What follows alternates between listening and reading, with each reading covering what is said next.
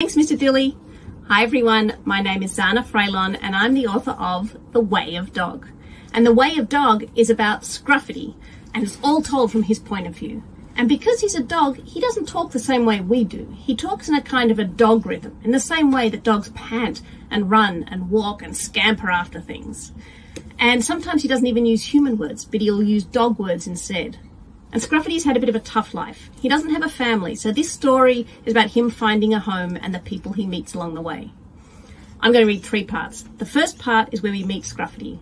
The second part is where Scruffity comes into the outside world for the first time, because in the beginning he's born inside a barn in a cage, so he doesn't know what's on the outside.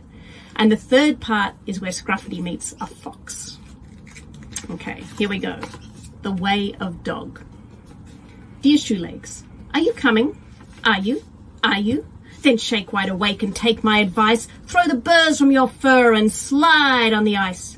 Come flatfoot follow and paw pad my way, for I have a thing or 4 to say about living this life according to the way of dog. And if you're coming, prick your ears, pause your paws, and listen sharp. Stretch your limbs, swell your lungs with every howl, every scrowl with a full-blown row. For this story is loud. It's made to be growled, to be bellowed and roared, to be freed from your jaws, to travel wind wide and find those ears and souls all waiting. So come scramper, come trample, come schnuffle about. Come discover this world from a dog's point of snout. Are you coming? Are you? Are you? The next part is called Firsts. Life is so much more in this outside of barn world. There's so much to wide eye, to schnuffle and sound snatch. I want to catch every moment in my mouth and shake it.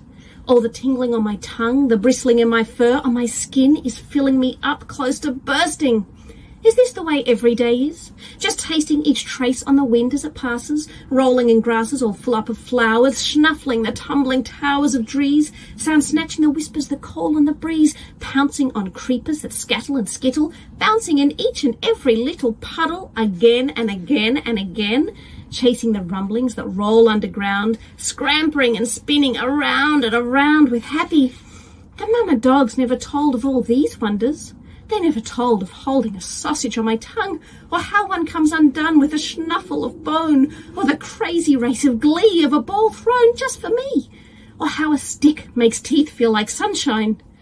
They never said how claws scraping dirt, dark earth and wet mud prickles the blood, buzzes through bones, brain, skin, claw and fur, and I'm sure that to dig is most definitely a way of dog too. I wonder if those mama dogs ever even knew the joy of it. And the last one I'm going to read today is called Big City Fox. There's a bark like a scream in the dark, and it echoes across the river, and a schnuffle of fur that tastes of the blurring and stirring of storms and of forests, so soft and so light I think maybe I might have just dreamed it. But there he is, small, scrappy, skinny, patchy, big city fox on the bank of the river in the shadow of not yet morning, his eyes closing soft in a fox kind of greeting. Hey there, friend. Looks like you're new in town. I bet you must be real hungry. What's your name? Where you from? What's wrong? Don't you know how to speak fox? Well, that's all from me and Scruffity for today.